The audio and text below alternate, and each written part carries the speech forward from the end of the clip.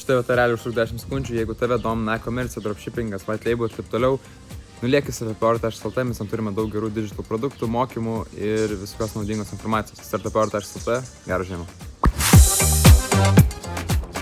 Paskutinis rytas su tokiu vaizdu. O va, atvarėm į naują vietą. Aš prieš atvarant šiandien pasakiau savo, kad susigysiu sleep schedule. Tai šiandien jau atsikėliau 8, o vakar nuėjau miegot gal pusę 12. Nu taip, kaip man tai čia visai neblogai, kaip mums iš viso, nes mes eidavom miegot gal 4-5 ryto keldamės, kokią 10. Tai apšiai apie nieko. Lėksiu, artimiausias džimas yra už 2 km. Tai realiai man reikės bėgioti, nes mašinas jau šiandien neimsim. Tai jo, tai bus bėgiojamas iki džimų, lemon kiekvieną dieną po 2 kilus vieną pusę, bet čia netoli dar, tai normaliai. Tai va, o šiaip einam skaityti knygos.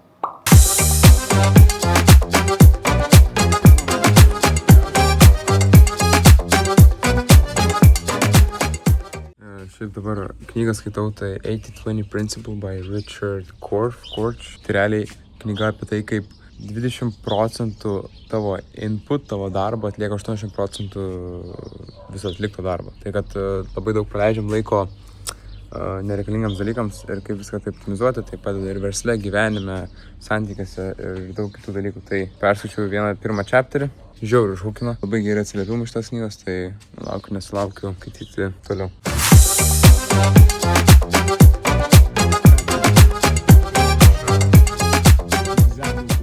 Visus su pavasariu, kovo 1 diena.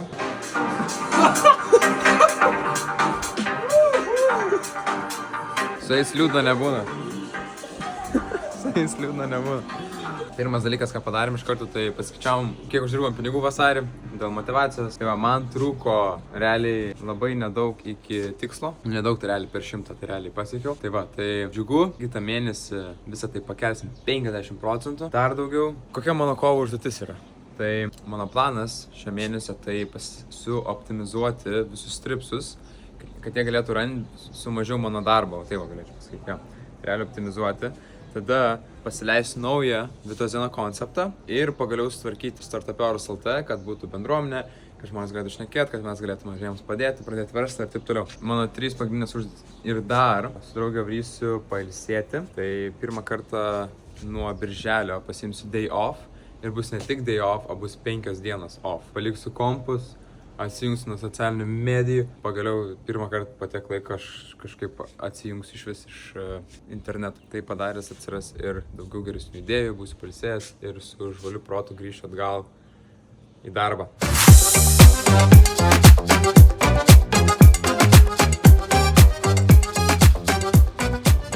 Ką, eilinį kartą atsėsiu pajapint, nes realiai neįsivaizduoju, ką jums rodyti, ką filmuot, nes mes kaip ir dokumentuojam savo kelionę, bet kai dabar jūsų jau šiaip 1000, mes žinom šiandien 1000 subscriberių, tai labai džiugu, labai fainai ir žiūrit.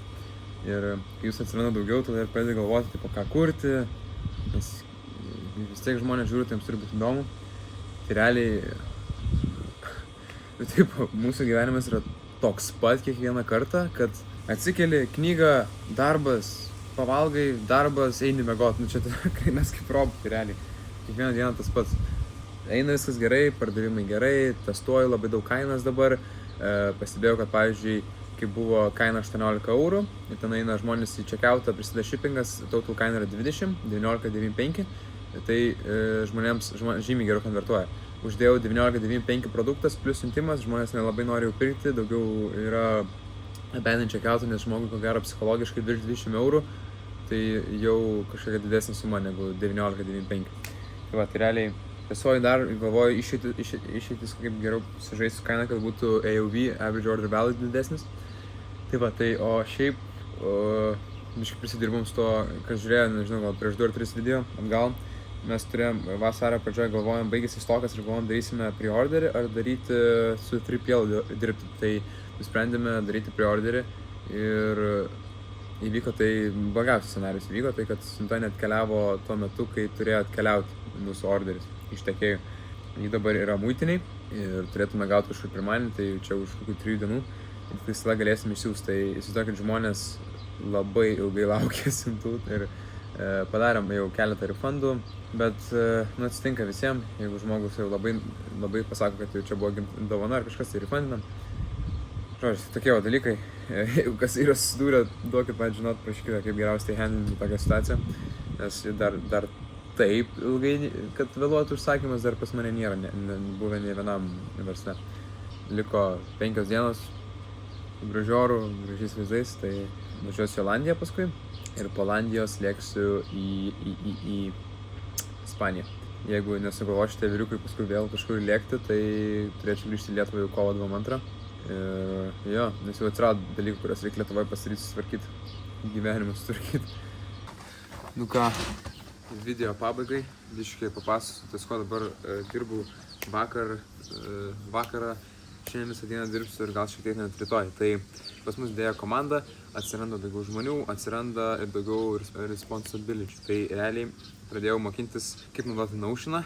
Labai geras CRM-as, software'as, taip toliau, tai bet jis yra gan sunkus, jeigu ten tau pirmą kartą naudoji. Tai realiai dabar aš mokinuosi, nes mums reikia, vis tiek, kadangi turime nemažai verslų, tai viską turėti vienoje vietoje, maždaug žinoti taskus. Aš viską tai darydavau savo į notebook'e, bet norisi dalintis tai ir su kitais žmonėm, kad viskas būtų up to date, online ir kažkiam hub'e. Tai va, tai dabar darau stripsams. Tai nes vis tiek darbuotojas Latvijoje reikia, kad jis atsikeltų, mato, yra taskai, reikia tuos padaryti. Yra savaitės kažkokie taskai, yra mėnesio golai, yra kažkokie šiaip reminderiai, to-dos, stoką, kad matytume viską vienoje vietoje, pardavimai, kiek revenue generate, kiek profito, visi expenses, kad būtų vienoje vietoje. Tai va tą dabar darau ir tikrai sunku, bet mokinuosi pavyzdžiui. Tai manau, čia bus gera investicija į ateitį. Tai va, tai realiai tiek šitame video. Gal labai daug įdomaus nebuvo, bet rašykite komentaruose, ką norėtumėte pamatyti, rašykite klausimus, mes visus atsakom. Gal kažką kitame video norit papasakotume daugiau apie, nežinau, šiaip e-commerce ar šiaip verslą, kaip pradėti kažkokį servisą ir taip toliau. Tai laukiam komentarų. Taip pat labai būtume dėkingi, jeigu spaustume subscribe buttoną, nes tai labai daug ką reiškia mums. Bet iki kitų video. Like, subscribe, share ir tik džiau.